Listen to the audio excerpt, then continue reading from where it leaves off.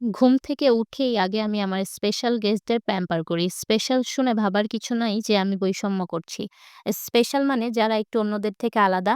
যেমন সদ্য জন্ম নেওয়া বাচ্চার মা খাবার আলাদা খেতে পছন্দ করে অথবা রুচির পরিবর্তন হয়েছে তাই খাচ্ছে না।